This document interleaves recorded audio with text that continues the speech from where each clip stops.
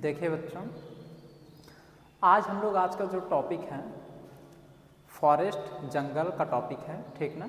हालांकि कल भी चला था, आज भी चलेगा, आज तो कंप्लीट हो जाएगा फॉरेस्ट वाला टॉपिक, ठीक। इसमें आज हम लोग पढ़ेंगे कई प्रकार के जंगल के बारे में, कई प्रकार के वन जंगल के बारे में पढ़ेंगे, जैसे सदाबहार जंगल, सदाबहार वन, पर्णपाती वन, मरुस्थली वन, शुष्क पर्णपाती वन। इस टाइप से हम लोग पढ़ेंगे। मतलब वर्षा के आधार पर जंगल कितने टाइप्स के होते हैं, स्थल के आधार पर वन के प्रकार पढ़ेंगे। तो आज हम लोग देखते जाते हैं इस क्रमशः, ठीक ना। तो यहाँ है आपका ज्योग्राफी।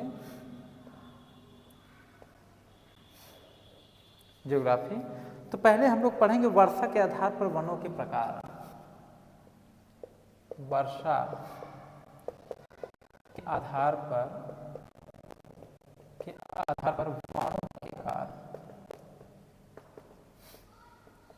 वनों के प्रकार, ये फर्स्ट है वनों के प्रकार। अब हम लोग देखते हैं, एक एक वन देखेंगे, उसके जो भी पॉइंट्स होंगे हम लिखाते हुए चलेंगे, समझाते हुए चलेंगे। ध्यान समझिए। पहला पॉइंट है सदाबहार वन। सदाबहार वन, ठीक ना। अब ये सदाबहार वन क्या होता है, देखिए ध्यान से समझिएगा। 200 सेंटीमीटर से इस सदाबहार वन को, जो सदाबहार वन होते हैं, इन्हें 200 सेंटीमीटर से अधिक की वर्षा की आवश्यकता होती है। यानी कहने का मतलब है कि वर्षा की आवश्यकता, जो सदाबहार वन होते हैं उन्हें 200 सेंटीमीटर से अधिक की वर्षा की जरूरत होती है, सदाबहार वनों को, ये ध्यान रखिएगा। उसके बाद आपका इसमें अगला पॉइंट्स आता है, इस वन के पौधे के उगने के लिए इसमें जो पेड़ पौधे होते हैं, जैसे पाइन, पेड़ पौधों में कौन आता है, जैसे पाइन, स्प्रूस, ये सब पेड़ पौधे हैं इसके। स्प्रूस, यहाँ पे उगने वाले पेड़ पौधे पाइन, स्प्रूस, देवदार, उसके बाद है हेमलॉक, इतना पेड़ पौधे ना, हेमलॉक, उसके बाद है मैग्नोलिया,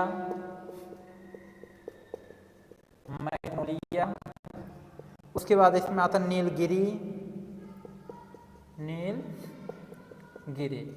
इस प्रकार के अनेकों प्रकार के पेड़ पौधे यहाँ पे उगते हैं।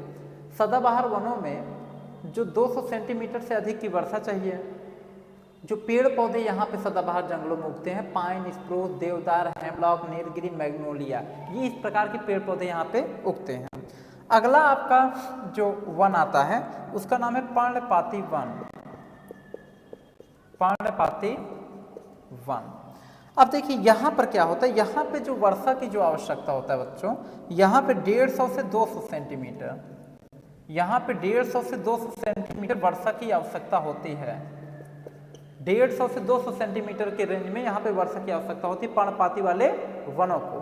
उसके बाद जो पॉइंट नंबर सेकेंड आता है, इसमें कौन कौन से पेड़ पौधे आते हैं, तो जैसे बरगद हो गया, आपका बरगद हो गया, पीपल हो गया, बरगद, पीपल, तेंदू, भोजपत्र,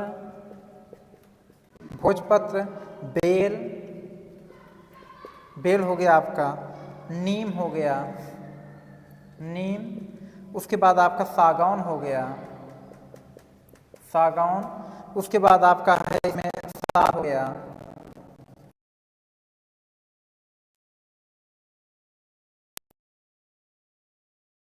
भोजपत्र, बेल, ये सब जो पेड़ पौधे हैं पर्णपाती वन में पाए जाते हैं। ध्यान दीजिएगा।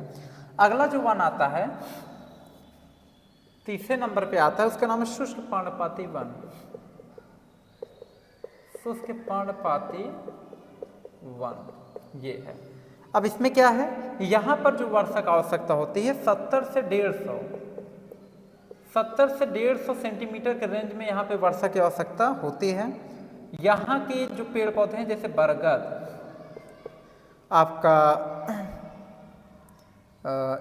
एक मिनट रुकिएगा बच्चों, थोड़ा सा हल्का सा मिस्टेक हुआ है, ध्यान समझिएगा। ये जो पर्णपाती वन है, इसके एग्जाम्पल ये बरगद, पीपले नहीं है, मिस्टेक हो गया, माफ कीजिएगा। इसके जो एग्जाम्पल हैं आपके, जैसे इसके एग्जाम्पल हैं आपके चेस्टनट, उसके बाद एल्म है, उसके बाद है आपका बासवुड, उसके बाद है आपका यहाँ पे ओक है, ओक, यहाँ पे है मेपल, मेपल, फिर उसके बाद है बर्च, उसके बाद है हिकारी, हिकारी। इस प्रकार के पर्णपाती वन में ये सब आपके पेड़ पौधे आते हैं, जैसे बासुड हो गया, एल्म हो गया, हिकारिक पौधे हो गए, पर्च हो गए, ओक हो गया, मेपल हो गया, इस प्रकार के पेड़ पौधे पर्णपाती में आते हैं। और जो शुष्क पर्णपाती वन है उसमें बरगद, नीम ये सब आता है, बरगद, पीपल, तेंदू, उसके बाद आपका आता है भोजपत्र, नीम, उसके बाद आता है इसी में आपका पॉपुलर करके एक पेड़ पौधा, एक पौधा होता है पॉपुलर। फिर उसके बाद इसमें आपका आता है साल, पलास, ये सब जो पेड़ पौधे हैं आपके शुष्क पर्णपाती वनों में पाए जाते हैं। उसके बाद जो डी नंबर पे है आता है उसका नाम है मरुस्थली वन, मरुस्थली वन। ये जो मरुस्थली वन होता है यहाँ पे जो वर्षा की आवश्यकता होती है 50 से 70 सेंटीमीटर के रेंज में आपको यहाँ पे वर्षा की आवश्यकता होती है, 50 से 70 सेंटीमीटर के रेंज में वर्षा की आवश्यकता होती है, ठीक ना, 50 से 70 सेंटीमीटर के रेंज में आपको वर्षा की आवश्यकता होती है। उसके बाद यहाँ पे जो इसमें कौन कौन से पेड़ पौधे पाए जाते हैं, तो जैसे नागफनी हो गया, नागफनी आपका, फिर उसके बाद है कैक्टस है, कैक्टस, एगेव, ये सब पेड़ पौधों का नाम है अलग अलग प्रकार का। उसके बाद इसमें है जैसे कांटेदार झाड़ियाँ हो गया, इसमें कांटेदार झाड़ियाँ, कांटेदार झाड़ियाँ,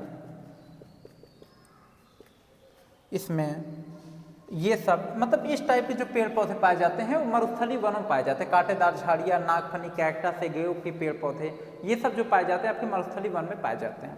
तो आप एक बार ध्यान से देख लीजिए चारों आपका।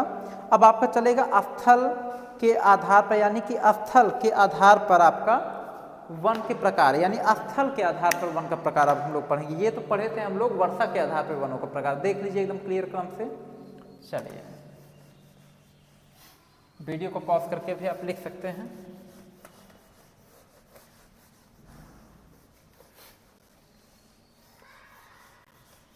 आगे आप देखेंगे, ध्यान समझिएगा। अगला जो पॉइंट आता है स्थल के आधार पर वनों के प्रकार, ध्यान देखिए। अब स्थल के आधार पर वनों के प्रकार,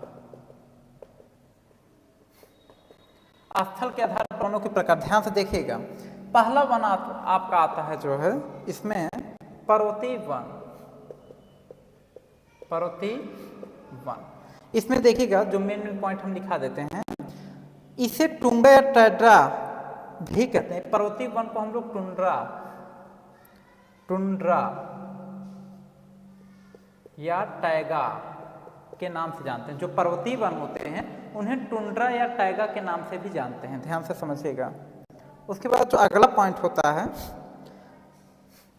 यहाँ पे जो वृक्ष होते हैं, यहाँ पे जो पेड़ पौधे होते हैं वो क्रिसमस के जैसे होते हैं। यहाँ के जो पेड़ पौधे होते हैं, पेड़ पौधे वो क्रिसमस ट्री के जैसे होते हैं, क्रिसमस ट्री के जैसे होते हैं। क्रिसमस ट्री देखें ना, शंकु के आकार का, शंकु के आकार का क्रिसमस ट्री के जैसे पेड़ पौधे यहाँ पे होते हैं। क्योंकि यहाँ पे ठंड अधिक पड़ती है, जब बर्फ पड़ती है तो शंकु जैसे जो पेड़ पौधे होते हैं उसके ऊपर जब बर्फ पड़ता है तो टूट करके नीचे बिखर जाता है। इसलिए यहाँ पे जो पेड़ पौधे पाए जाते हैं वो शंकु के जैसे पाए जाते हैं।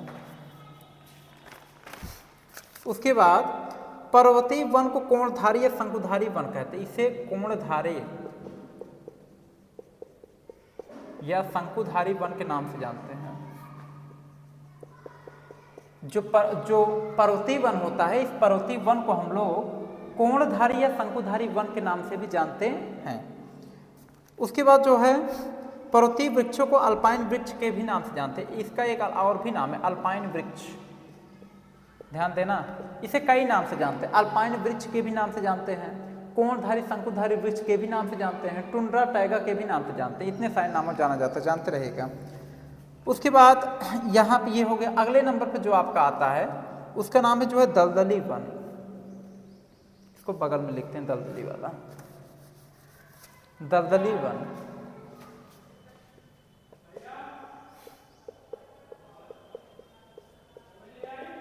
दलदली वन, इसमें क्या होता है, यह वन अक्सर नदियों के किनारे या तटीय क्षेत्रों में पाए जाते हैं। यह वन जो है अक्सर नदियों के किनारे